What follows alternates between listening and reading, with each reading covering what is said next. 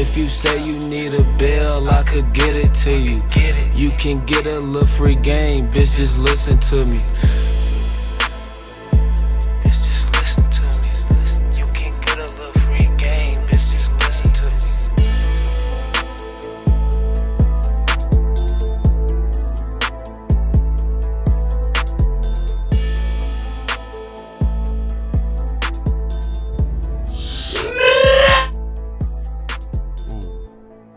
That's fire right there. It's that AME Bang. I'm gonna get into him in a minute though, man. I'm gonna tell you that story. Everybody been going crazy from what I posted the other day. Anyways, Miss Shumaya Bang. I'm sorry. Yes, that's right. Bang, Shumaya bang. Bang. Okay. What's going on, Shumaya? I've known Shumaya for quite some time. For those of you who don't know, Shumaya is my former neighbor. I've since moved on. Definitely rich. You know, one of those Beverly Hills housewives. The real deal. The real deal. From New York. Miss Shumaya Bang needs no introduction, really. So, tell me something. What's going on? How's life? Thank you so much for having me, Yeah. first of all. And I want to say Happy International Women's Day. Oh, I feel so Today rude. is a very big day for women, especially international women like myself. Absolutely. International players in the house. Uh-huh. So, you know, came from Bangladesh straight to New York and to Beverly Hills. And that's how we became friends. Yeah. Neighbors, right? Like, neighborhood, yeah. Yeah, and you moved on to bigger things. You moved straight to Hollywood. You up in the hills, baby. A little bit, you know. That's right. Yeah, life's a walk in the park over there, literally. Literally, you right? know? How you like it out here? Like, you know, is it so different from, you know, New York? I have my other two friends from New York on here already. It just seems like they love it. You know, do you ever see yourself kind of going back and living out the New York way? Or once you get a taste of this little sun out here and all that, it's like kind of no going back? Well, we still have our place in New York. Okay. We have a place right in Central Park West. Yeah. So we kept our place and we haven't been back since COVID. So wow. if you had been around then, you would have never seen me because I was going back and forth to New York. And when I was going to New York, I was going for 2 months at a time. Gotcha. So I still love New York. LA's a vibe, a very chill vibe. Yeah. I love the sunny weather. Like I'm not missing shoveling that snow. Like right now, either. I am not missing that. People talk about shoving the front of the house, back of the house. My brother's like, yo, I got one of them blowers. He's like, I'm not shoveling nothing. Yeah. So, you know, people moving up in this world. Mm-hmm. So, yeah, I mean, eventually I definitely see myself continuing to be bi-coastal. I love LA. I love course. Beverly Hills. I mean, it's crazy. I don't really go outside 5 to 10 mile radius. Like, you know, back in New York, you're hustling on the bus, the train, and you're like everywhere. Here, it's like, okay, I only go 3 miles. Yeah. And after that, that's it. I'm good. I'm not trying to go up in the hood. Got out the hood, baby. No, I feel you. Yeah, that's awesome. So, like, I don't know if you're familiar with, like, El Paseo. I heard about him. Yeah, you know, like, did you hear about, like, broad daylight? Somebody got shot up over there? No way. You're kidding me. Yeah, it was like I guess a Richard Milley robbery or something like that happened over there the other day. Oh, my God. No way. Did anybody get hurt? Shoot, I think they got somebody. Wow. Yeah, crazy. It's dangerous. Crazy. It's dangerous. Crazy. People getting desperate, you know? Like, it's hard times. COVID, people not working. People, like, you know, they let out all these inmates out of prison. They don't have jobs. People struggling out there, you know? Hustlers out there hustling, trying to make $1. Yeah. Whatever it absolutely. costs. Yeah. No, I'm glad I don't do anything like that. I can't even think that way, you know. I've never been a robber or nothing like that. So that's right. That's great. Can't even think of that. Don't even want to go there. That's great. Yeah. Keep it positive. You On know? a more positive note though, how was your holidays and all that? And let's take a step back for a second. Shumaya, you're married to an interesting person. Yes. Right? Very interesting. E from Entourage? Yes, sir. The real E Factor. Do they ever like tell you stories about back then? Because like that was like one of my favorite shows, and you know, Really? like I can kind of relate. It's you know, it's pretty accurate how they got things. I spent a little bit of time in the Entourage myself, so you know. That's very interesting. Actually, when I met him, I guess maybe Entourage is more of a guy show because I never watched it. So when you never watched I never watched it. Okay, so don't watch it. I didn't watch it. I watched the movie, which caused us a big fight because I'm like, because the movie was loosely based around E's character more than Vince's character. And at the end, you see E's as player and he's cheating on his girl and the girlfriend's pregnant. I'm dating E for like 5 years and he's like not trying to get married. I'm like, yo, what's the deal? So I was like, I'm watching this movie. I want to know what's really going on. And then when I saw that movie, I was like, oh, hell no, I can't be with a guy like you. You're a typical Hollywood industry guy. I wouldn't even date industry guys when I was doing the music thing. I was like, oh, you're a rapper, you a celeb. I can't. So when I saw that, I was like, oh, this is crazy. Like, no wonder you don't want to get married. You want to, and he's like, it was him, George Clooney, and Leonardo DiCaprio. They were the ultimate bachelors. Like, they were old and bachelors, and they lived their life. So then George settled down, and I guess that inspired E to settle down. Yeah. And they both got international women. Thank you very much. Yeah. Yes. And educated and beautiful, you know, the full package. So the movie kind of gave me a taste, and I refused to watch the show because I'm like, I don't know what else I'm gonna find out. I just want to be in love with E. I call him Eric at home, but everybody calls him E. And when I call him E, he gets so mad. He's like, no, you call me Eric. I'm like, all right, like Eric. But I guess this was when they were younger, right? Like this is a life that Mark Wahlberg's character, loosely based, Vince is playing Mark Wahlberg's character. So this is when they were single and young. Now everybody's married, older, more into their careers. So people have changed. Yeah. So I feel like, I don't know what the show was, but I know the movie was just a bit hyped up. So yeah, and it was like Eric actually originally had created the show Entourage. It was his idea. And, in everything in life, if you don't sign the paperwork and the contracts, you're not going to get that financial credit. People are like, oh, you homeboy, you my friend. In this business, it ain't about a friend thing. It's about signing them paperwork if you want to catch that residual income. Right. So, he learned a lot from the business, and I learned watching him. I always feel like I get the crumbs. Like, you be around people that are established, you get to pick up the little crumbs and learn about the business. Yeah. So I felt like, going to school, doing my master's, I got the education, but this is like really learning the business, understanding people, understanding Hollywood, understanding the film and television industry. So it's been a learning process, and he's an amazing man. I'm very blessed. It's been my dream to move to LA. So here I am, and here I'm at your studio, and like such a blessing. It's like my first time actually being in a studio since New York. So thank you so much for the opportunity. Oh yeah. Thank you very much. I had to. You seem like a real interesting person. Do you see E rolling up in like the Escalade? He and, still has his Escalade. Is that the one Turtle drove and all that? Yes, he still has Escalade. They just the one that you see in the garage. That's like the one. That's his. Yeah, he had it wrapped in this blue, like matte blue. That's the one from the Entourage show. I'm he's in next love to with history, it. And I don't even know it. He doesn't want to get rid of it. I was like, sell that shit on Craigslist. We might get some money out of it. He's that's like, oh crazy. no, it's my baby. Yeah, that's crazy. So he's got that car, and then he's got his new SUV, but he loves his blue caddy. Yeah, loves it. Yep. I don't know, are they still filming movies and all that type of stuff now? What's going on with them? Yeah, well, Eric and Mark, they're in Dominican Republic now, shooting a film.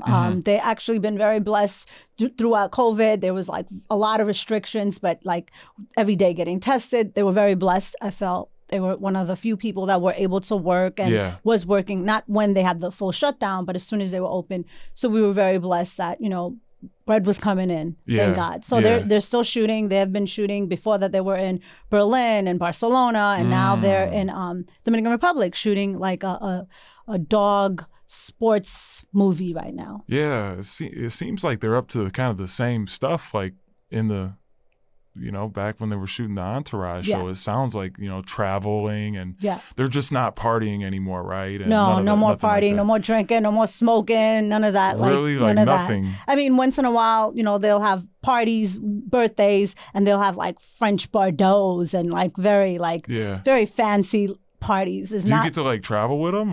Yeah, I was traveling with him. The last film he did in London, I got to travel with him. With this film, I call it, there's a new administration. Yeah. It's not a new administration, but there's just some more new rules and regulations. But I'm okay because it's COVID, and I don't really I feel scared to travel. Actually, it's funny you mentioned that. I don't care who's watching, and this is something that should be addressed. You shouldn't. Yeah. I shouldn't. Let me not be like Meghan Markle. Let me hold back. All right. No, let's not be there. All right. Let me hold back.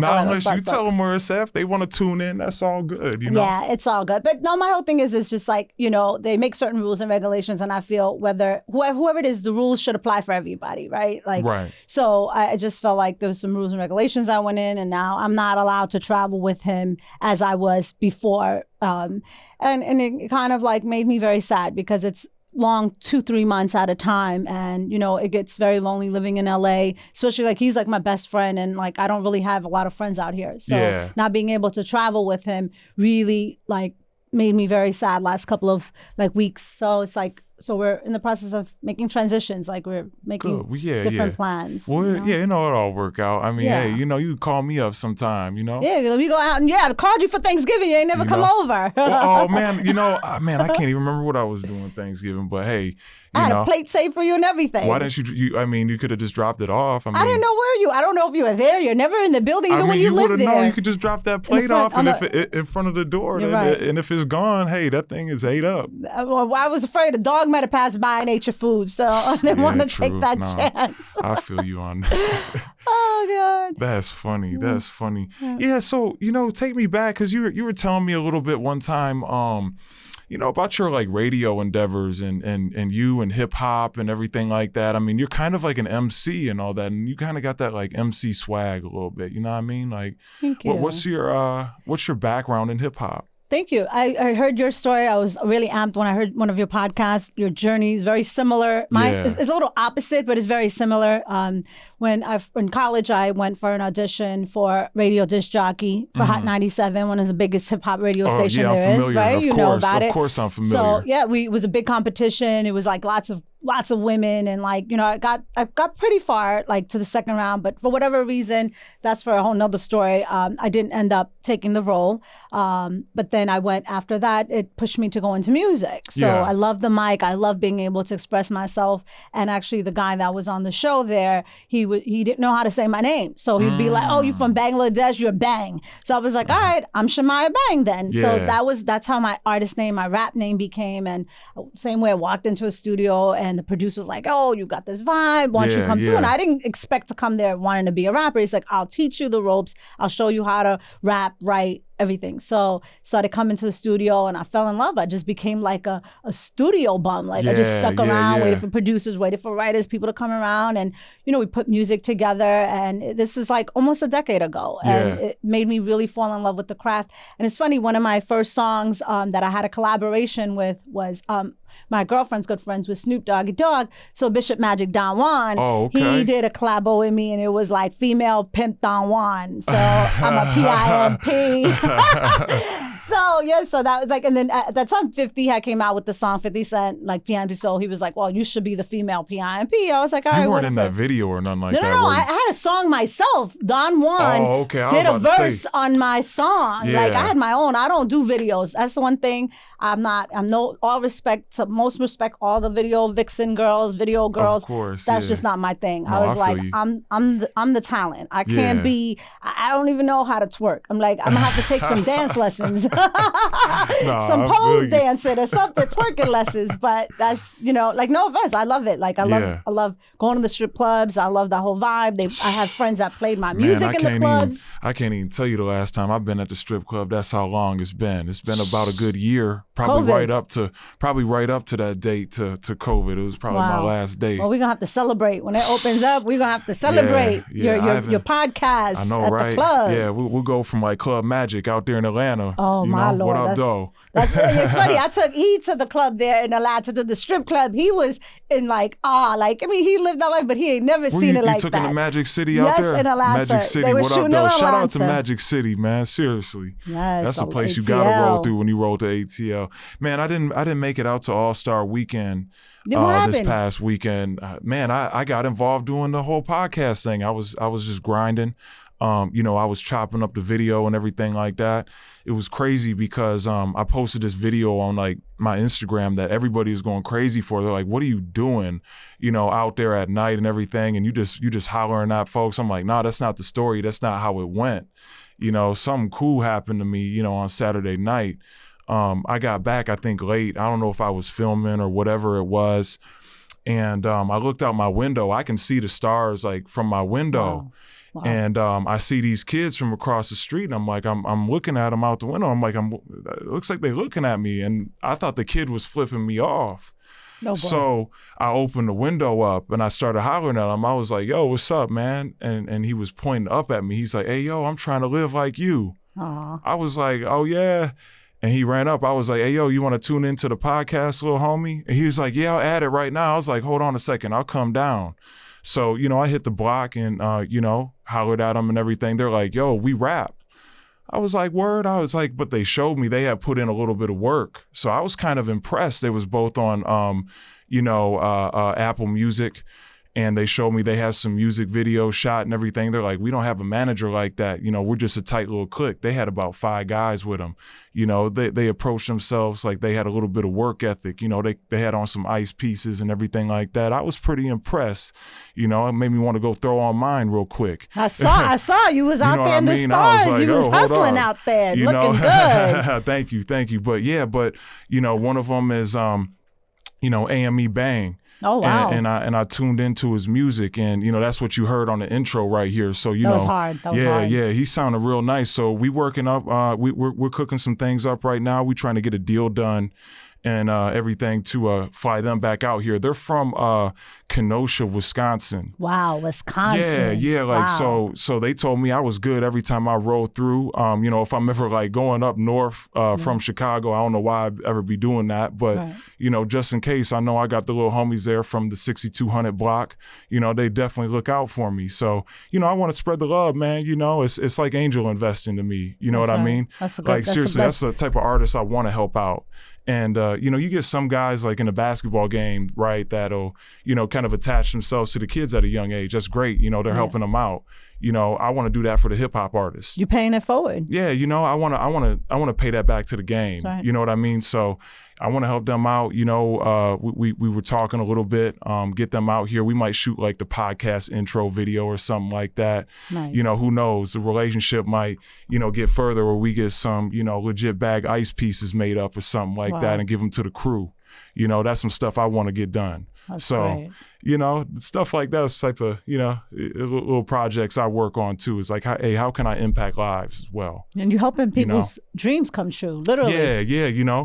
It's a good thing because like I was kind of telling, on the other podcasts and all that, like, I wanted to rap, but, it's a good thing I listened to the people around me like, "Yo, homie, stay on that basketball court. Rapping might not be your thing." And, I kind of look back, I was like, yeah, I didn't sound too good, but I knew about structure though. Right. And that's what stuck with me. Is like I always had a good ear for it, but I had good structure in how I did things. And, I actually had an album that I made that I had produced and everything myself and recorded at the time. So that was the cool part of it. And it taught me a lot that, hey, I can recognize talent too. Yep. So, that's what kind of took me there. But, that the dream never faded, and kind of elaborate on what I was saying before about, my ambitions to be on the radio.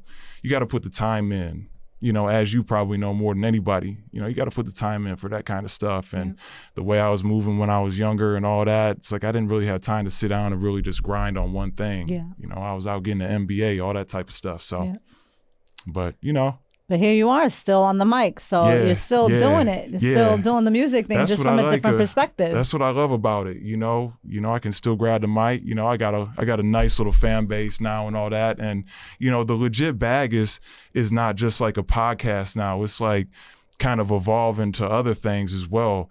You know, you can see the visual now. You know, we're gonna have some visuals, some videos coming, collaborating with some artists. We're giving artists a real platform now. That's like my main goal. You know, is to empower others. And like we were talking about before, you know, paying it forward is the goal. So, you know. There's not a lot of people out here in LA doing that. So I'm really giving you much respect for doing that. It's not all about the major radio station, but really doing on a podcast level. That's more international, right? Global. You get to hear wherever you want, whenever you want, and you're creating both visual and audio. So that's a really good look. And I do it. I don't expect nothing back from it. You know, I do it for you know, from the heart, for real, man. And you know, who knows? We might have that smash single one day. Yeah, you know, might have to go on, maybe have to go on tour. I never got to go on tour with nobody. I just want to experience that. You know what I mean? Like that's my real dream. You know, I got to contribute to hip hop, you know, before it's all said and done. So, you know. Hip hop is a beautiful thing. Of course it is. And a forever evolving thing. Yeah. So, you know what? You know, me single running around here and everything like that. I never talked to a New York girl before. No, really? I never had a New York shorty. I've been trying to hook you up with my sister, Charmine. Yeah, you know, I followed her on the gram and all that. Like you said, she ain't even want to follow me back. I didn't even hit her on the DM, blocks me. Don't feel bad. That means she likes you. If she don't follow you, she blocks you. That means she likes you. Oh, yeah? She got to block me? No, she got to block me. She's like, what's her name? What's her? Charmine. Charmine, what up, though? Yes. Tune in, seriously. Yes. I'm going to send this to her. Maybe now she might not follow you, but maybe she'll come to LA and she just gotta kick turn it with on. you. Just tell her to turn on YouTube. We there. Definitely look up the Legit Bag on YouTube. We there. Spotify, Apple Music, all that. We ain't hard to find. You'll like. I think you from Michigan. You would love a New York girl. Like I don't know much about Cali, but I know New York chicks. They ride or die. They'll ride with you till the wheels fall off. Yeah. I think at least I know for myself and the women I roll with from back home. So you gotta give it a try. Are they all housewives like you? See, it took me a long time to become a housewife. It took a long time. Well, what about them though? No, they legit. They know how to cook. They know how to do it all. Like it's just not out in the streets, but also in the sheets and and doing the housework too. You know, gotta know how to do it all. Of course, that's wifey material. You can't just wife any old girl. You gotta have it all, the full package. Yeah, you're right about that. You really can't. You know that. You got to, because it's like that defines, like, it's like not like trying to get a woman like your mom, but you want a woman that, it's like, all right, you don't want to go out to eat every night. You want to be like, yo, babe, what you cooking tonight, right? I think that's how I got E, because he loves that I could cook. He'll be like, can't wait to get that chicken parm or that pesto chicken or that curry chicken. So it's what's like, the specialty out of them all though? So I make it's not vegan because we keep kosher. I can't put cheese in my chicken parmesan. So we can't go to certain restaurants and have chicken parmesan. So I figured out a way to get like a special cheese that's parmesan, that's soy cheese, and I put it on the chicken parm. So he loves that. And my favorite is pesto pasta. It's like a neon green because I put like spinach, basil, and it's like pop. So you got to come over one day. I'm gonna have to make that pesto pasta. You gotta come over. I might have to pull up. Yeah, when he comes home back, we're gonna have to like, hopefully it'll be a COVID-free situation. Come over, we'll have to do something. Yeah, this is a COVID-free zone. I was saying the route the other day, I was like, man, it seemed like COVID kind of skipped over Beverly Hills though. You'd be surprised. You'd be surprised. They just stayed in the house. Thank God. It seemed like the numbers were low. I don't know. No, that is true though. It was. It didn't feel so bad, but maybe because where we lived, it was a very controlled environment. What were you doing? I didn't see you like at all. I was in the pool. Remember, you saw me. I posted the picture. At the pool? I was at the pool, at the gym, in the building, all by myself. It's like nobody comes out of the building. Right. So in our condo, it's like all like. It's like people just stay to themselves. So I was like, wow, this whole pool's for me. I'm like, come on down. By the time you came, I was gone. Yeah. I was like, hold up. You're always like, hey, come over, have a drink. Well, you know what? I wanted to surprise you today. I brought a little something with me. Oh, wow. Yeah. Oh, wow. I got this a legit Louis bag right here. Nice. You know what I mean? Doing it. Yes. So I brought that Belvedere with me. You know what I mean? I love the Belvedere. This reminds me of a song from Jay-Z's songs. That's how we had to keep it. Had to keep it real New and York. And the red cups. Had to red cup it out. He's got the red cups, guys. With Jones Soda. Yes. You know what I mean? Celebration. We should celebrate to your podcast. You know what I mean?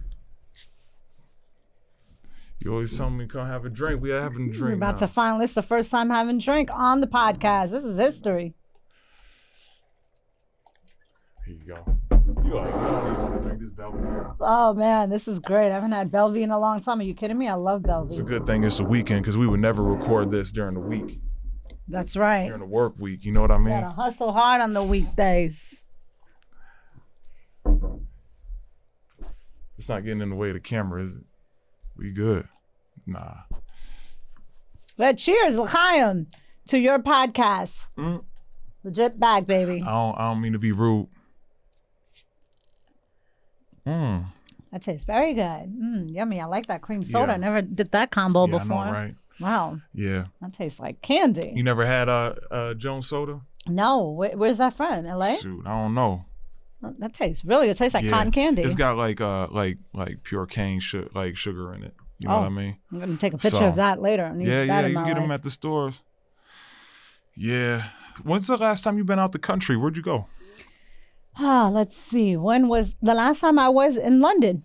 Oh yeah. Yeah, speaking of London, that was the last place I was. And I have a ritual. Every time I go to London, I have to go to Buckingham Palace. Okay. So it doesn't matter who's where. I have to be like, pardon me, I have to go to Buckingham Palace. Now, I'm not getting inside, but I'm definitely out there having my whole photo shoot, selfie, and everything. Shoot, selfie. Everything, video, the whole 9 yard. I mean, it's like, I haven't done, I even think I did a TikTok back then. Yeah. But I love it. I'm all about that whole royal culture and the vibe. And they had that whole show with Meghan and Harry and, with Oprah. So it was really interesting. It's like the most hottest topic right now. It's all over TikTok, Instagram. Everything you're swiping is like all of their stories. All of their stories.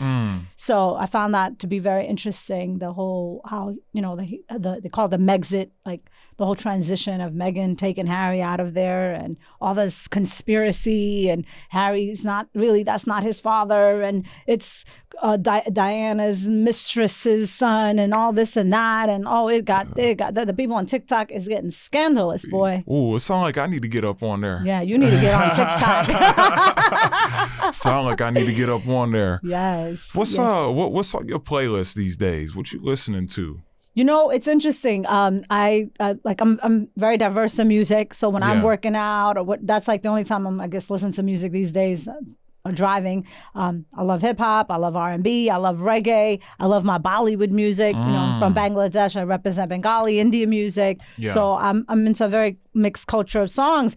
But recently there was a new song that dropped from Michigan, Detroit, Eminem, Marshall Mathers. Oh yeah. Called Tune Deaf. I gotta tune into that. Tune in to Tune Deaf. Yeah. Oh, it is hard. Okay. I mean, he's like, I'm 48, about to be 50, and I'm still dropping records. Yeah. And he's killing it. I mean, killing it. Sorry, that is one of my favorite rappers. Yeah? My favorite. I used to be like Shady Balobasha. That was my thing when I used to spit. Like, that'd be my ad-libs. Okay. Like, that means shady love, right? Balobasha means love.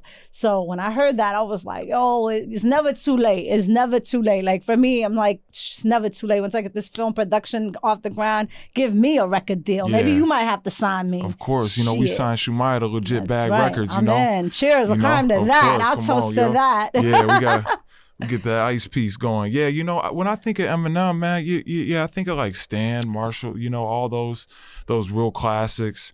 But I really think of him and like Fifth, kind of teamed up. That like Patiently Waiting song, like that was like that was on my playlist heavy back then. And Fifth and all that crossing over there to G Unit. I was a huge G Unit fan when I was a kid. Oh, really? Well, you'll love the story that I got. What was real cool like about G Unit was the fact that I could easily go and grab like their clothes from the store. Mm-hmm. Like it was easily accessible. Yes. Like, every day, I remember I'm, of course from Michigan, right? I get off from the bus, run home. Go throw on Rap City, The Basement at the time on BET every day, 3:00. Shout out Big Tigger too, by the way. Yes. That was my way in, like, watching all that. But, I was a huge G Unit fan, and all the Beg for Mercy. Oh yeah. I Want to Get to Know You. Oh yeah. Oh, that was my jam, man. I played that when I got my license, baby. Yes. I want to get to know you. Oh yes, it. I was riding smooth. You know what I mean? I was real smooth with it. You know, that 21 Questions when Fifth dropped that first album and all that. Mm-hmm. You know, back in the D, like, we love Nate Dogg, by the way. Like, people been giving me such a hard time online. Like, it's crazy how many people will send you hate mail and everything like that because, like, you know, you putting out a lot of content, a lot of cool content that a lot of people like and everything. And I don't know, they're like, oh, you're not showing love to the West Coast and everything and all that. I'm like, yo, I haven't even made it to my favorite artist in Atlanta yet. Right. Like, I can only talk about Detroit so much, you know, because I got to show homage to my roots first and, like, where I started off at, you know. I'm not claiming the D, but I'm saying that's, like, the musical influence right there. Right. You know what I mean? Absolutely. But, like, man, like, we haven't even gotten into me talking about Atlanta yet. Right. Lots you of know, talent now. And by the way, all my investments down in Texas, come on, you know, I got a Houston influence to me too. Zero, Bun B, R.I.P. Pimp C, of course. Yep. You know what I mean? Like, I haven't even gotten there yet, but just to touch base on the homie Nate Dogg, R.I.P., I mean, that's like one of my favorite artists, and Fifth actually put me on to Nate Dogg with that, you know, 21 Questions, and it made me kind of go back. You know, like, that's the cool thing I feel like about music is, you know, you can kind of go back in time. And when you go back in time, you can listen to your favorite tracks at the time, right? And, you know, that's when you can kind of put yourself in your state of mind or something that went on, you know, back when that song was a hit. You know who you was rolling with, you know what you were doing. You know what I mean? I know what happened when I was playing that Jeezy on Highway 131 back in Michigan, going back down to Kalamazoo. Mm-hmm. Man, we had a good 4-month run, man. You know what I mean? And all what we was playing is that, where do I start? That TM 101, of course, that TM 102, all the mixtapes in between. Yeah. You know what I really like though was that mixtape he did. It's called Boss Your Life Up Gang. Mm-hmm. And it was Jeezy and Doughboys Cash Out. Shout out Doughboys Cash Out, Payroll Giovanni, everybody there in that crew. I've been following them for years. You know what I mean? And that mixtape is low key a classic. There's some real gems on that. Mm-hmm. So, man, anyways. Well, speaking of M and 50, so when I started doing my music stuff, I had somehow, some way ran into Alchemist. Remember? Oh, of course, I know the Alchemist. DJ? Yeah. So he had put me on to where Eminem Studio was at, and back then, this is MySpace days. So I'm messaging M on MySpace, like, yo, your mom's is like my pops, like, we have so much in common. Like, you know, it's like, and he was heavy on, like, pills and stuff like that, and I'm like, you know, you need to clean up, and once you get your shit together, let's do some music. And boom, like, I send my back then it was like, you send CDs and DVDs. Of course, so I'm from that era. I had it sent over to M Studio and like this and that and the third, and the next thing I know, he's doing an album called Recovery. Yeah. And that's when he cleaned up. So I'm like, oh shit, this is amazing. Yeah. So I got invited to he was coming to New York. They were doing a show, and they invited me to the show. So I'm in my studio in Brooklyn, and back then I used to smoke weed. So I guess I smoked way too much because I got there mad late. By the time I got there, it was like the night before my birthday. So they had this show. I get there, I'm like, yeah, I'm gonna come through the back door. I get there, I get in, literally through the back door, and there's a big ass cake and just one slice of cake is missing. And I'm like, damn, that shit was supposed to be for my birthday. Yeah. I didn't even show up to my own little shigning. So long in the story from there, I ended up like running into some people with G-Unit, and that's when I started going up to 50. Wait, a run-in with some people with G-Unit? From Eminem's, the Eminem's crew introduced me to some people with 50's crew. I was going to say like a run-in. I was like, I don't know what a run-in technically means. No, not that kind. Not that kind. All love. So I was actually trying to get signed with 50 for a while with G-Unit. So I waited around. I was up at his office. He introduced me to his boy Kevin. Much love to my boy Kev. 50 was like, yo, it's my boy Kev, anything you need, you know, and he did a bid for him and everything. And like these people like really ride or die for Fifth. Like he had people that were real legit from Southside Jamaica, Queens. And I'm from Jamaica, Queens, North Side, not the South Side. Damn, I don't know who I'm talking with right now. Uh-oh. So yeah, there's a lot of history going back. You know, so we did a lot of, I was coming through, I was bringing up my music, trying to like get 50 to hear it, trying to sign me. So he had signed Olivia at the time, and like Olivia was like cracking jokes on me. And I remember like I went up to Fifth, and they were doing a music video shoot. Why would Olivia do something like that? she's, you know, it's a women thing. Like you see another bad bitch, you're like, damn, competition, right? And back then I wasn't even this. Like I was just trying to make it. I was just like a young buck trying to like, and literally I have a remix to Young Buck's song. I'm gonna let you hear that. Okay. Maybe at the end we might put a little something, let them hear the little freestyle I did.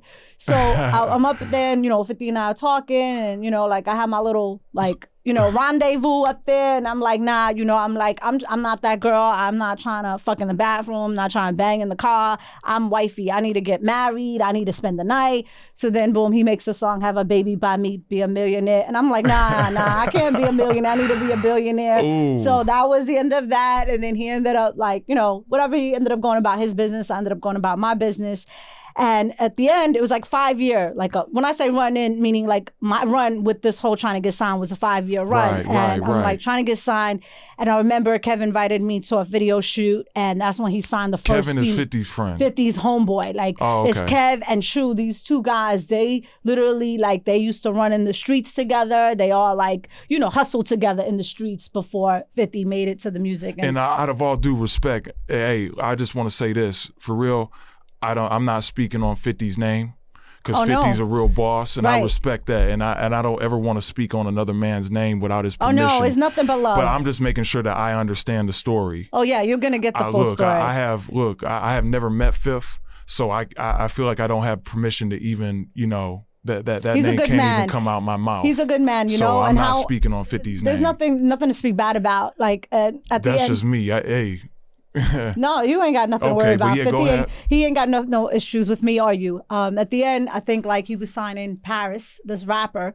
That's when I was like, I got to go. Like you signing some next female, because to me it's business. It's not street. It's no disrespect. It's like if you sign another female, I need to keep it moving, because at that time different labels wanted to work with me, but I was very loyal because I wanted to be G Unit. I'm from Queens, they from Queens, and I'm very loyal. Like it's the same thing with like I've been running with E for 5 to 10 years now, and like when I run with you, I'm running with you. That's it. Yeah, that's like how New York girls really are. That's what I heard, for real. Yeah, they really loyal girls. We're very loyal, and it's interesting. At the end, Eric, E, and Mark had a film, and they film premiere in New York, and I was doing my midterm from my master's degree, so I couldn't go. And 50 ran into E ran into him, and he was like, yo, Shumaya is my girl. Yeah. And he's like, who's Shumaya? Because they know me as Bang. So when he's like, oh, I'm Bang's man, he was like, oh yeah, she's good people. So he gave me mad love. So I feel really good about that, because that defined who I was. It's not like, damn, she's a thought. Like that's that bitch right there, right? Like it wasn't like that. He was like, she's good people. So I felt like, you know, it's kind of like, it was like, it's like, all right, you could go about your business and do your thing. So I felt like I got blessed, and I've been very blessed. My life has been amazing, like making the transition from hip hop into films. Has been no cock blocking, no hating, none of that. So, you know, I feel really good. I mean, I still keep in touch with my people in Queens. Kev, True, these are his homeboys. Like they're people, like, those are still my people, and you know they really have my back in New York. Like no dudes was just able to do grimy stuff, and you know in this business it's easy to get caught up in the game. Of course. So they really kept me safe those years. Nobody fucked with me on on a disrespectful level. So you know I have a lot of love for them, and you know all of them, like Tony Yayo, like Lloyd Banks. Shout out Yayo. All of them, yeah. I've seen all of them. I got respect for Yayo. I like Tony Yayo. I always thought he was underrated. For real. He's great. Especially that song he did when he got out of jail was like one of the the one that was I forgot the name of the song, but he has some really good tracks, and I feel like he really like he's a good writer. Lloyd Banks also really good writer. Banks is amazing. Banks, you know, so all those guys, they were like they literally showed me the foundation of what hip hop, what the business was about. Right. You know, it's not just about partying and stuff like that. So I got a lot of love for those guys. So. You know, one day, like, I'm looking forward to the day I'll run into 50 again, and he's with his girl. Like, I know he got a new beautiful girl now, and I'm like, it's great because you got a girl that's 25 years younger, and he got a girl 25 years younger. So we all doing it right now. I mean, hey. Shout out to y'all, man, for real. That's everybody's growing up, you know? People growing up, getting into relationships, getting wifed up, husband up, you know? You know. You got to be next. I don't know about all that. Got to put me on one of your friends. You know what I Yeah, mean? yeah. I'm trying to get my sister. I want to keep it in the family, you know? Yeah. Keep you in the family. Yeah. No, that's real interesting, you know. Yeah, Lloyd Banks is a real good artist. I always like Lloyd Banks. I was going back. Every time I pull a new car off the lot, you know, I always make sure I play that Stunt 101 by G-Unit. That's like a tradition of mine, you know. And then I remember, you know, a funny story, and shout out my boy D Loney. We always play it's either that Stunt 101. We buy a lot of cars. That's our thing. You know, us Michigan guys, we car guys, low key. And anytime we buy a new car, it's like tradition. We always got to play that Jeezy, or we play G-Unit. That first song we play in that's got to be on the playlist. So, you know. That's great. That's right.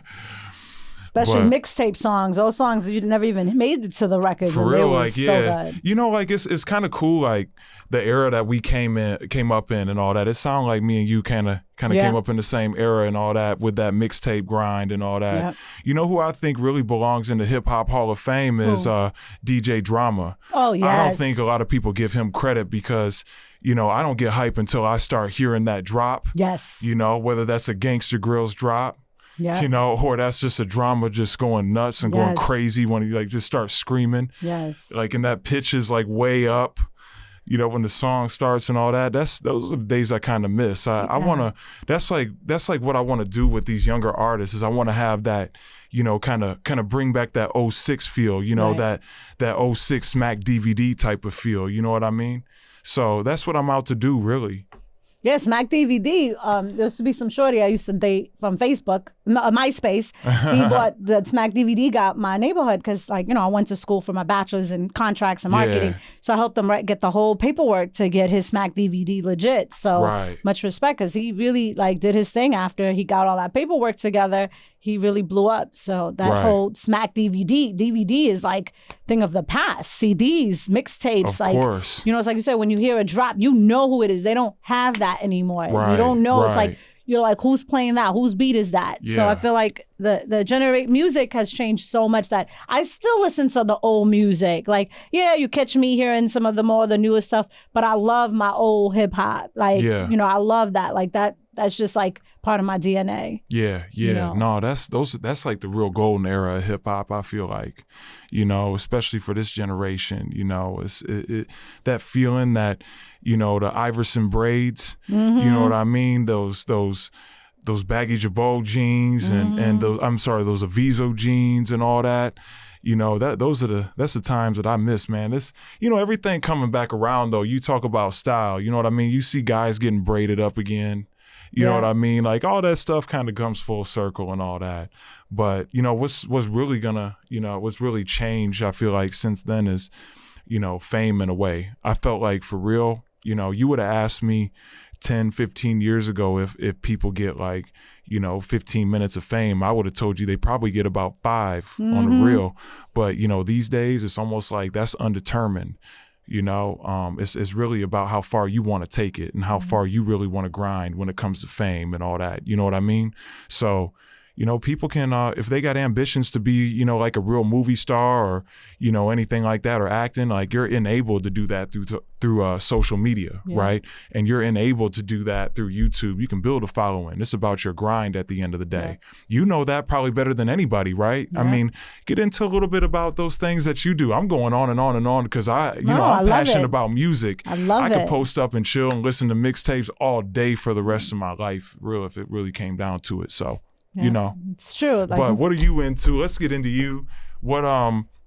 What you got going on? Because, you know, we follow each other on Instagram and all that, and it's for the culture. You know, you my neighbor. I got to look out for you. Thank you. You know, anything you need. If you got some problems with somebody, you know, you can call me. I'll pull up anytime for you. You know what I mean? So I try to stay drama free, so you ain't got to worry about that. Just in case, but thank you for having my back. You know. Thank you. I appreciate that. It's hard to get that in LA, so of course. I appreciate definitely family. Well, you know, so from the music, I transitioned. I finished my second master's degree in production. Oh, wow. Yeah, so I have my first is in media production. I worked at New York One, CNN. I've done all the behind the scene camera work. And I wanted to get into news broadcasting, but it's just too much politics. They didn't cover stories about certain things. I was like, that's not for me. So I went into another master's, started writing screenplays. Right. So then that's what the transition moved out here to LA.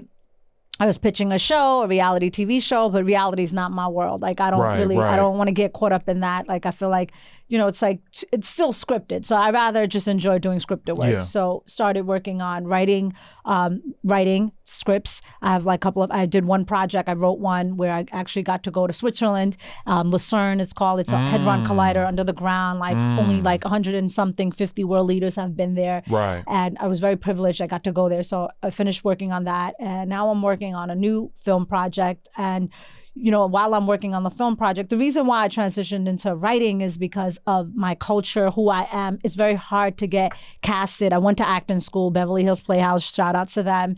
I did that for a while when I first moved out here. Okay. And it was like, it was like the roles they had for me. I mean, how many Salma Hayek roles can I really play? Like, they're like, oh, you look like Salma Hayek, play Salma Hayek. So I'm like, all right, I did all the Salma Hayek roles. And I need to start writing characters for myself. So I started writing where I write. I don't want to get into being a lead right yet because I'm more of a writer, producer. I was like, I'll do co-star, like co-lead, supporting actress type of role. So I started writing that. And now I'm like, like you said, like, this is an opportunity. Like, so my TikTok, like, I mean, 40,000 is not a lot of followers, but I have 40,000 followers. Wait. Slow down a second. What did you just say? It's not much, but 40,000 followers on a TikTok? Yeah, and I don't even post. So it's like, I think I got like 16 posts on there. So I realized like I'm very entertaining. What you doing on them TikTok I'm doing like posts, little dancing and singing and lips, like acting, talking audio. A little dancing, a little singing. Yeah, like that very seems to funny. Be the trend these days. Funny shit though. It ain't like you can't shit. Be like, it's got to be funny. So I guess I get people dying laughing because of the way I'm acting. So I was like, so I went into like, I was like telling my husband, I was telling Ian, he was like, he's created Entourage. So he's like, yo, why don't you go to comedy school? He's like, you be saying some of the funniest shit. Like, why don't you learn to get the punch and the beat? So I'm actually transitioning into that where I'm like, okay, like and then I realized it's like so much like music. There's a beat, there's a timing, there's like, you got to have the punchline. So I was like, okay, I could do this. Like, this is so much like rap music. I always wanted to be a rapper. Well, now I get to still be on stage, still have my mic, I still get to entertain. And you get people like Tiffany Haddish and you see all these women of color that are really breaking through. They come from comedy. So I said, okay, why not? And then, even in the Indian culture, you have Mindy and like these actresses that come from comedy. It's not just, oh, she's beautiful, she has talent. Because to be a comedian, you got to know how to write. You got to know how to entertain. You got to have personality. Yeah. So I'm transitioning into that. So stay tuned this summer. Like I'm going to be, as soon as COVID is over, I'm trying to be like at the stand-up, at Hollywood Improv. So I already have places people are like, yo, when are you going to come through? We need you. So that's my transition now. So hopefully like, and the new film that I am writing is a comedy drama. So it's a comedy drama like based around like the whole IVF because Hollywood is known as like designer babies. So my whole project, my new film. So I've heard. Yeah, like, they clone dogs and now they got, and everybody, so many people are having IVF babies that we don't even know about it. Like I just found out like my... So wait, pause for a second. So for all of you who don't know, what is an IVF baby? IVF. In vitro fertilization. Okay. So that's basically when you're trying to have a baby. So obviously, my husband and I were trying to have a baby now. I recently had a miscarriage. It made me it made me a stronger person. Like I've been through a lot, but that was the hardest thing. But then I was like, okay, let's look into what are the other options. What can we do to like be able to have a healthy baby? And like, and it comes down to genetics. A lot of times that what people don't realize that's what I'm learning. Like it's not just about, it's not your performance on screen, but it's off screen. That's what he always tells me. So this is like become my off screen character, right? Yeah. And it's like I always feel what's hurts, what's pain, you take that and turn it into comedy. So so we're looking into like I have a podcast myself. It's a YouTube called Lifesavers where I speak with in vitro fertilization doctor, Dr. Catherine Dugarte. Shout out to CMD Fertility. She's my guest doctor, and I speak with other women. And it's predominantly I'm starting with my niche community, my Bangladesh Indian community, because I feel that there's a community that discussion is not happening, but it's still a discussion that's happening in our brown community and our black communities. Our moms are not talking to us about that subject, right? So I feel like I started creating the dialogue around that. So while I'm working on my script, I've been doing this YouTube to speak to women, educate women about the importance of your egg quality. Because when we are in school, we're learning about birth control and how to use a condom, but nobody speaks about See that? You know what's funny about the other side. They ain't never teach me nothing like that in school. What you mean? You must have missed that part. You probably skipped the page. No, actually, no, I didn't, though. That's the thing, because I don't have any kids. What do you mean? They didn't have the class where they put the banana and the condom on the banana? Nah, was that a Michigan thing? Because they was up in New York. They was like, I was like, oh my God, Mom, do you know what we did at school? We learned how to put a condom on. Oh, shoot. Yes. Yeah, they didn't teach me that in school. Are you kidding me? Know? No, it must be a state-to-state thing then, because that it's like, this is very common. Like, and now here they're teaching it to younger kids. Like, this was when we were 12 or 13. Now they want to teach it to like 8 and 9-year-olds. Like, Sheesh. They're not even getting anywhere near puberty. But you know, these days, young kids are out there doing it, I guess. You know, with the other little young kids. I don't know what's going on. Different generation. Yeah, so, I don't know. Yeah, well, maybe that's why, you know, you're a good guy, because you didn't get your brain corrupted at such an early age. You know, I hope I'm not. So you don't got no kids, and you single, doing the damn thing. Yeah, you know, I try to. No, that's interesting. Look at you blushing. That's so cute. I love it. I love it. I could talk about that. But yeah, they don't talk about the quality of how a man, a woman, like if you're partying, drinking, doing weed, coke, whatever, it messes your quality of your sperm, messes your quality of your egg. We don't think about that till like, I mean, I don't know, that maybe it's just me. A lot of women maybe having kids at 20s and stuff like that. But it's like now more women want to be in their careers, even men. They want to settle down in their 30s. And now after 32, quality of the egg of a woman, that's why when you see these older men dating and marrying younger girls, is like, yo, I want that healthy, good egg. Yeah, I happen to notice that's kind of like the trend out in Beverly Hills. It's more than a trend. I think it's more about health quality of health. That's why these men, they're smart. They're like, yo, if I get me a 20-something-year-old girl, I'm going to have a healthy baby. I don't have to worry about all the side effects and the drama and the trauma that comes with a woman in her 30s and all the baggage. I salute them. I don't hate on them. I salute them at the end of the day. You know what I mean? I just hope that, you know, hey, karma, since I saluted them, you know what I mean? Maybe one day I'll be 70 living like you, rich. You know what I mean? You will. You will. You're on the way. That's the way I look at it. You will. You're on the way. Set a mind. It's a mind frame, right? Like you set your goal and you work towards your goal. And I think it's not a bad thing. He didn't get married till he was in his 60s. He never been married, and he's like, he just never wanted to settle down. And I gotta get E up here, you know, because I don't, you know, I really do, because I don't want, I just don't want to be labeled as, oh, you talking to my wife about all my personal business. Oh, he was like, yo, if he does something, you know what I mean? I know like, people. I was like, nah, he's like, cool. Come on, I ain't gonna talk behind his back Bronx, and like that. You know, I know that's the thing, and I know they don't mess around. So, you know, all respect to the Bronx, all love. Yes. You know what I mean? Gotta bring. He was a roadie back in the days. He worked with Kiss. I mean, I saw the show. You know, all these stuff. He. You talking about Kiss? You talking about Jada Kiss? No, I'm talking about rock and roll Kiss. No. The real. I know Jada Kiss, but he don't know that Jada Kiss. But that's a whole nother generation and group of people you'll be tapping into with. Yeah, you know, that's crazy. You know, man, you know, like I saw something, you know, that was crazy the other day. Not crazy, but you posted something interesting on your Instagram, and your cat. Aww. I'm really, really sorry to see the loss of your cat, Ronnie. R.I.P. to Ronnie. Thank you. You know, I know it just seemed like you were posting up some pictures and all that of you must have had that cat for quite some time to care about it like you did. Yeah, my cat, she's been with me from many transition of my life, from my 20s into my 30s into my 40s. That cat, you must have took good care of that cat. You know, she lived a good life. Like she was a Bengal cat. Is a very exotic, precious cat. But she had, I know it sounds crazy, it's like a dog, but this cat had a spirit, it had a soul, and it was just the most beautiful creature, like the most loving.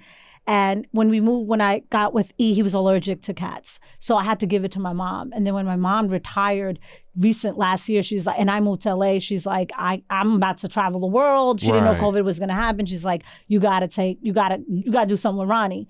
So I found somebody who I asked the person, I said, hey, are you sure? I gave him 3 months, think about it. And he was like, yeah, I got it. Yeah. So I gave it to him. I would come over once a month, cut her nails, whatever he needed. Like. So wait, you dumped off the cat to your friend in Beverly Hills? No, he wanted it. So I said we would co-parent cat. I was like, I would pay for any medical bills. I would do whatever he wanted. I was like, I wanted somebody to adopt Ronnie. Okay. To adopt Ronnie. Got you. So he's like, he was a But single, it was like you could see Ronnie on a need be basis. Right. It was like, exactly. I negotiated that from the beginning. I was like, we will be co-parent. He was a nice gay guy. And like, at that time he was amazing. But towards the end, he flipped the script on me. Because I would come every month to cut her nails and come hang out and play with her. Because my friends I was like, this is like, this whole situation is getting like intense. I was watching it. It got really intense. It got real Hollywood. But my friends were watching it too. It really? was like, yeah. Oh my God! No wonder I got so many thousands of views. I know. I'm like, wow, this is an interesting situation. I'm like, there's like a funeral involved here now. No, like, this with cat this was precious.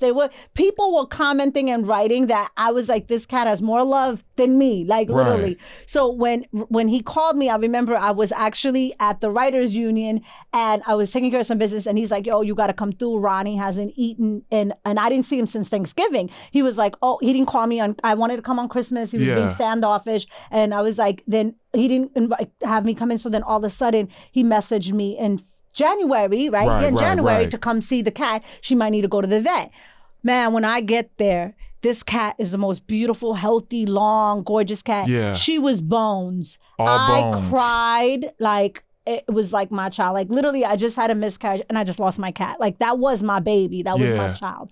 I cried and I cried and I cried. And then towards like, I was like, we took the vet and the vet is like, yo, this has been going on for a while. She just didn't stop eating. So of course my natural instincts was to tell him like, yo, you didn't call me. This cat hasn't eaten in 3 months or whatever. And you didn't feel the need to call me. Like, so of course it registered the wrong way in his brain. And the next thing I know, he's pissed off. He's like, yo, you telling me that I did this to the cat, this and this and the third. And he's like, I don't want you in my house. I don't want you to take the cat. I'll call you when she dies and you can just come and fetch the body. I was devastated. That's when I went straight to Instagram and I was like, and that's where I picked up the story. Right. That's where everybody picked up the story because I couldn't hold my tears back because I'm like, and I'm messaging him like, I was like, listen, like, can we just like take her? No, nothing. I was like, I'm at the point. So I said, you know what? It's time to put the cat to sleep because you're going to just let the cat starve to death. And then it was like, it was such an interesting plot that you had going on because it was like, you end up like talking about, we need to take this cat to the vet to get it euthanized. Yes. And then you're like, I don't believe in this. Right.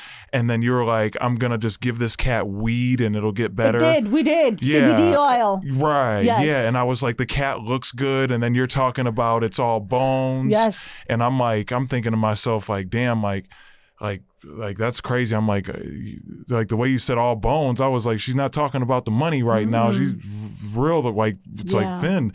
And then, we have unfortunately saw the process of Ronnie passing away, and then there's like the funeral, and then there's the after the funeral, and then like the healing process afterwards. Yeah. It was quite interesting. You had a lot of people in Michigan really interested in that. Wow, I'm really impressed. They were like, yeah, we don't know if we should reach out or not because we don't want to be. I'm like, well, I was like, I'll relay the message and all that one day. Thank you. So that means a lot. Ronnie was loved. Like literally, like most people cremate their cats. They pay $200. They burn it. And that's it. And I was like, no, this cat deserves. Like I literally went. Like I've never had anybody die in my life. Thank God, knock on wood. Right. No one I love close. I've never dealt with cemetery, funerals, coffins, picking plots. So I literally had to go pick the plot, pick the cemetery, pick out the coffin, the headstone, and then like the process just happened so fast. That must have cost a lot of money. It cost thousands of dollars. Thousands of dollars. The medical bill was over $1,000. Then the cemetery funeral cost was like another couple of $1,000. Yeah, because I just expensive. Like anytime like as a kid, I had a couple cats and a dog too. And I don't really know what we did with the Probably cat. Cremated. The vet would cremate it because it's easier and less expensive, much cheaper. Yeah, I don't even know if we even took it that far. You could bury it in, so you could bury it in your backyard, but they say like raccoons and other animals smell it and they pick it out. Yeah. So I was like, okay, we're not going to do that. Right. So, I mean, actually, when E comes home, we're going to actually have the unveiling of the actual like plot. So it's still to be continued. So it's not over. This cat wait, is the unveiling of the plot. Yeah, what do you mean? you know, it's like in Jewish religion, after a month, you actually like show a year. They show the headstone. So when he comes home, I'm gonna have the unveiling of the headstone. Gotcha. So you're more than welcome to come to that if you want. Yeah. Let me know. Yeah. Yeah. So at the cemetery. Yeah, at the cemetery. Yeah, tombstones are, yeah. And it was expensive. Friends in higher places, by the way. Yeah, like our other guest. Wow, yeah. Thank you for asking, though. Yeah, absolutely. And thanks to your friends in Michigan. I love you guys. Thank you so much. 100%. You know, they yeah, that's, wow. I got you on that. I definitely got you on that. I'm like speechless. That's such a good story, to be honest with you. The positive thing of it is like my nails is still leopard. So Ronnie is living in infamy with me forever. Yeah. And actually, I'm working on a project right now that he's very interested. We're going to work on a children's book. Yeah. And to introduce like life and death, because I think that's something children don't understand at a young age. Right. I'm working on that project. Like I'm really excited to publish my first children's book and self-titled Ronnie. Yeah, I had to get out of Beverly Hills, for real, like, do you think like Beverly Hills like will change people a little bit, like, at all? I feel like the people are antisocial, and even the ones that do socialize is like, it's just so blah, like, you know. So I don't really like. I mean, the reason I think we connected is you're from Michigan, and like my obsession with Detroit and Eminem, like that's all we connected. But other than that, like people round about, like.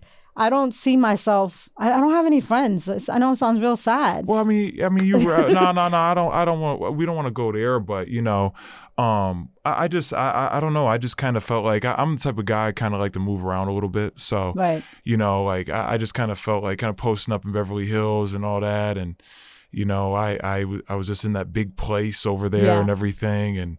I was just kind of hanging out. So I guess, and especially during coronavirus too, I mean, there's literally nothing to do. No. Like this city was like, shut down. Mm-hmm. Like nothing to do, nowhere to go. I was bored, but I got better though. It's probably a good place you were during COVID. I feel Beverly Hills is very family, very quiet, very chill vibe. Yeah. So especially like now that you're single, and that's what I say, the single people do, married people can't do. I can't just get up and be like, yeah, I'm coming over. Like it's like a whole like, you have a whole discussion. So it's like you can't just get up and leave. I wish I could. I'm definitely like interested in moving, maybe out of the flats, maybe into the hills. Like definitely want to get more hidden away. Like I'm into that vibe. But Hollywood is not a bad place to be. Yeah. That's where you're at. Yeah. No, it ain't bad. It's cool. There's a lot going on over there and everything like that. But it's a little loud over there. Party scene. Wait till COVID is over. It's gonna be on and popping. All you gotta do is come downstairs. But yeah. Yeah, Shumaya, was there anything else? I mean, you had a couple businesses that I think that you're going to talk about and all that. What else is going on? You have the YouTube channel. You got the hip hop about to be popping off again. What else going on with you? Yeah, that's about it. Like I'm just trying to master those crafts. Yeah. Like, I feel we live in a generation where in time with COVID happening, everything is global.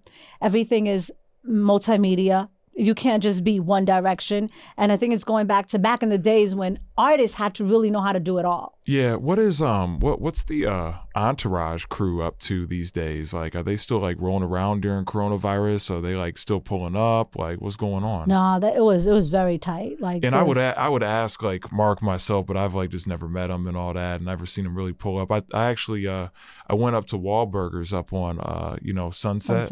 Yeah, it's really good over there. I liked it. Yeah. Shout out to Mark too, by the way. Yeah. So Mark is good people. Mark has had my back from day one, and I love Mark. He's like, I think like he understands me. A lot of people don't get me, not in the entourage, but around the entourage, because I'm a New Yorker. He's from Boston, right? So it's like it goes back to the like you and I, like it goes back to our roots. So it's like a different kind of vibe, and I give much respect to Mark and E, and I always wanted to be that woman that never separates people's friendship. Put them together.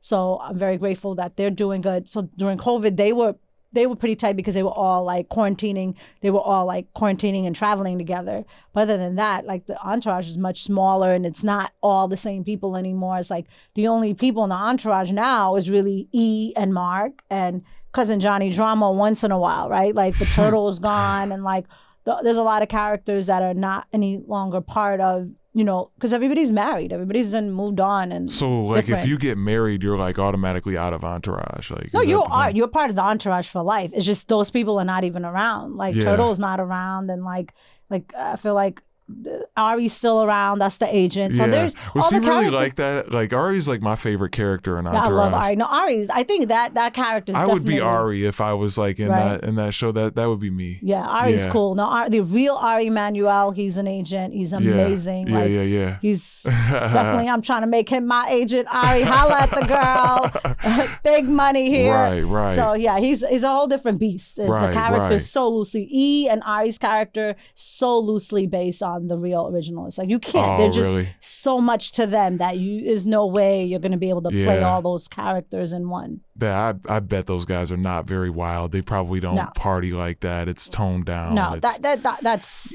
15, 20 everything years ago. was probably exaggerated. They did back then. They did back then. I mean, E hung out with Tupac and he's got stories. I'm like, no way, not Tupac. We gotta get E up here, man. Yes, for real. please. I will tell him. He will be so excited. He would love it. Yeah, definitely. We gotta get E and you do an interview. That would be amazing. Of course, that'd be cool. That'd be really cool. I'm excited. No, you know what I've always like wondered. I've been a big fan of like Mark's work and everything, like just like the whole Born Identity thing, and all the other classics that, you know, classic after classic that, you know, kind of he's been a part of or produced and directed and made or been a part of. I've always been like really interested in something that I've consistently read with him on the internet, and that was that he was actually on that flight, at that 9/11 flight. Mm-hmm. Like, was that really true? Yeah, I think he was telling me the story. They were all on that flight. And it was not that flight. It was something, you would have to ask E the story himself. He told me something. Because I'm like, wow, that's they weren't on that flight. It was like something, connecting to it or something? Yeah, it was something like that. And they had to get over. He had told me the story. I don't know. But when he comes, ask him. Because I can't tell you the full detail. But I remember he told me, but I hear so many stories, I forget. Yeah. I can't keep up with the stories. Wow. So yeah, you definitely ask him. And, you know, he'll definitely share that story with you. Yeah. Huh. So basically, overall, it probably is. It's something around that. I know that they were able to come over the bridge, and I remember they had escort. He told me all kinds of kind of real wild story. But, you know, like to me with 9/11, my sister was actually in a school across the street from 9/11, and Mom, we ended up going to Ground Zero to try to find her, and we're out down there trying to help the fire with volunteering. Wow. So I don't like to hear stories about it. I kind of like block it out. So when someone tells me anything, it brings me back to a really traumatic place. We won't go there. We won't go there. So when you ask me, I don't know because my brain probably just didn't want to remember it. So it's like, you know, I lived it. I was part of that whole 9/11 thing, and that's crazy. Yeah, it was really hard. And you know, I grew up very Muslim. My mom wears a hijab, so it really transitioned when that 9/11 happened. It was like I was like, you know, that was a big part of why I converted to Judaism. Like people that were Muslim were getting attacked, raped, all kinds of stuff was happening to me and my people out there in New York around that time. See, I'm not aware about all that was going on. Yeah, back a lot then. of people didn't talk about it. In the special culture, we don't talk about these kind of things. We know if you get raped, you don't talk about it. If it's because of 9/11, you definitely don't talk about it. So it really so one day when Oprah interviews me, I'll tell her that story. Wait, is there still the Oprah show? Oprah just got a new thing on CBS, and it's going to be on the Discovery Channel. So this whole Meghan and Harry interview was just a spin-off to go watch the rest of it. See, I don't even know Meghan and Harry. Is she still with Stedman? She's still with Stedman, yeah. Stedman out here winning. Shout out to Stedman for real. Yeah. Stedman. Yes. Is he still working these days, do you think? I don't think he's doing nothing. Why would he need to? I would be Oprah's assistant. Why not? I mean, I'd be like Dave Chappelle when it come to Oprah for real. Right. You know what I mean? Like how we did the skit back in the day. That's right. You ever see the Chappelle Show skit where he really tried to wife Oprah up? That's right. I remember. Yeah. Yeah, why not? It's like, stay away from Oprah. Yeah. Stedman ain't having that. You're not even walking near Oprah if I'm with Oprah. Right. Come exactly. on. That's my shorty right That's there. right. Like real talk. That's right. Stedman got himself a sugar mama. But it still don't even matter though. We keeping a Detroit player even though if it is with Oprah at the end of the day. That's you know all right. What I mean? I ain't mad. Oprah looking beautiful actually. Money make you look really good. Of course. She aged good. You know what I mean? Oprah, what up?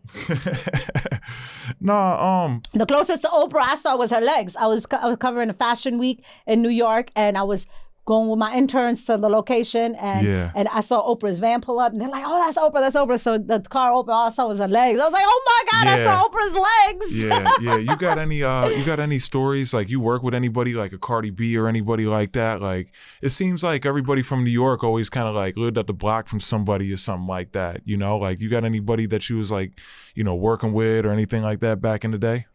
No, I mean, like my story goes back to like not Cardi B because I think she's a younger generation, so it's a whole like to me my claim to fame was the whole thing with G Unit, like the whole thing with Jada Kiss. So I come from a different generation. You didn't touch base on Jada Kiss. What's going on? So you know that song? She was a model for a year and a half when she dropped down her hair down to her calf. That was you? That was me. So I ran into him at a club, and like there's a couple of other people. So I ran into him at a club, and I had my little portfolio. This is before I was like, yeah, I'm trying to be a model, da da da da da, and long into the story, he's like, yeah, shorty, come smoke some weed with me. And like, we chilling up and I'm like, we're in like, where is he from? Westchester, Yonkers. Yonkers, by the way, I know that much. Yonkers. So we up in Yonkers and I'm like, oh, this is a little fishy. But anyways, he was like, what the hell am I doing up here? But those are my people. So like, I mean, like I come from a different generation of music. I feel like it's definitely, and then the other person, my first person I ever ran into and did, Jay-Z had a song, Ass Like Maya, Face Like Shumaya. So there's a remix somewhere out there from 1996 that my name is on some song. So, but was it you? Yeah, it was me. I ran into Jay-Z on like West 8th Street on Broadway, and he was trying to holler at me. And at that time I had a boyfriend. He was older too. So I was just like, nah, you a drug dealer. I can't mess with you. He was in a Rolls Royce back then. And I'm like, nah, you probably some kind of drug dealer. I can't mess with you. You a hustler. And I'm like, oh, well, that's that. So New York, I had my like single life in New York, and I enjoyed it. I loved every minute of being in New York and the music industry. And back then we didn't have iPhones, so I don't have much pictures. Like you'd be lucky. I think I have one phone with 50 and it's some raggedy phone, like a flip phone. So they didn't have this kind of technology back then. So maybe I'm giving away too much of my age, but Yeah, we didn't touch on that. Nah, but we won't even go lady there. never tells her age. I'm 26 forever. You'd be surprised with some of these ladies down out here in Beverly Hills, though. You know what I mean? They'll lie to a dude like me. Mm-hmm. You know what I mean? Mm-hmm. Been lied to a couple times. Really? Here and there. About the age? Of course. Were they older or younger? Shoot, older. Oh, good. As long as they weren't younger. and no catching no cases. Nah, come on. That ain't me. That'll never be me. You never know. These young girls, they look so old. Like you see the 16, 17, they look like they're in their late 30s. I wouldn't know nothing about that. Hell, you don't, but I see it. I'll be watching all these people on social media, and it's like, that's the only part that like it's. I mean, I have on makeup and stuff like that now. Like I feel that's the difference between me and a lot of these Beverly Hills girls, LA girls. Like they're at the gym with the fake eyelashes, full-fledged on makeup, and like, damn girl, you ain't gonna sweat. You're gonna clog up your pores. So I guess I can't relate to a lot of these chicks out here. It's a very different vibe, and you can't really even tell how old they are, what they look like under all that makeup, like all that contouring. I mean, they be doing some glamorous makeup. Me, I'm 15 minutes out. They're like powdering their nose and contouring their everything. And all day. So, it's like nothing wrong with that. But I'm like, when I'm a little older, lipo, Botox, nip and tuck, no problem. That's but at 20-something years old, I question that a little bit. They getting it out early out here. Early. Crazy. Really. It's like, oh, you're 18. This is your birthday present. So, so I feel like, maybe, just I advise you be careful. Appreciate it. Out there. Let me make sure I like evaluate the next one you gonna wife. Yeah, you right. I'm your sister. I'd be like, yo, you gotta go through my sis from New York. They're just gonna hate me. No, I feel you. I gotta go to New York with it next. What up? Yes. Let's do it. No, that's really good. Well, hey, we wrapping it up. Yo, did you want to give anybody a shout out or, anything like that before we take off? I just want to say thank you so much for this opportunity. It was such a vibe. It's really great to be in a studio after over a year due to COVID. So, thank you so much. And shout out to all the people that are watching, supporting you, supporting me, continue to support so we can continue to do our work, continue to entertain, continue to give back, and really take it to the next level. And we could all pay it forward in our own ways to help other people. Yeah, that's 100. That's 100. Yeah, definitely. The support has, been tremendous.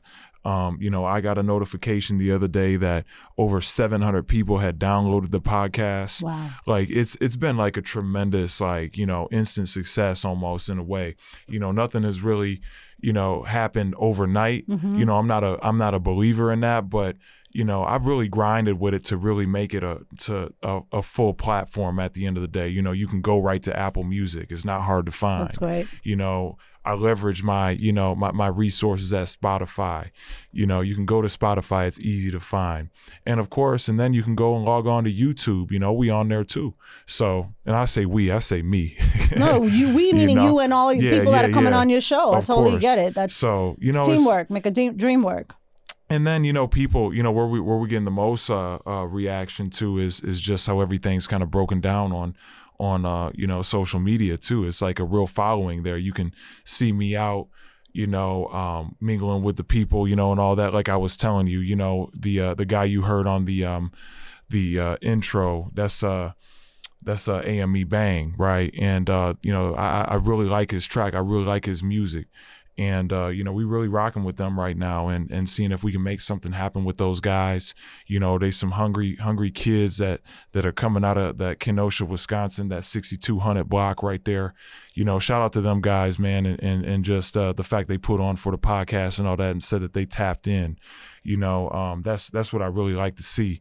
So, that whole situation happened. We had our little run in on the block there and all that, but it looks like a good thing. I've gotten in contact with their little manager in the group and all that, and hopefully we can get that video done soon. And I'm gonna fly them out here, and we're gonna shoot a little something for the Legit Bag podcast and all that, because that's what I'm really looking for at the end of the day. I really want to see that those young hungry artists, really make, really give them a platform, really give them that media push, really, to kind of pay it forward with them and all that, to kind of get back to the rap game in a way. That's what I want to do. So, him, AME Bang, I believe in his music. And then his partner too, NinoFrm62nd. That's, they're real talented kids. And I'm really looking to see some good things happen out of this whole situation. And, kind of like you can see on the Instagram posts and what everybody's been following and all that, those were the homies that actually pulled up and, were willing to talk and willing to network, and we're going to really cook some good things up with them. So, but other than that, hey, Shumaya, hey, thank you for coming by. Seriously, it's been awesome having you on. And of course, I call you my friend and all that, my former neighbor and all that from the neighborhood out there in Beverly Hills and everything. So, really, really, really great to have you and, you and E and all that out there. It's hope I wish nothing but the best for you and with all your endeavors and all that you talked about today. So thank you so much.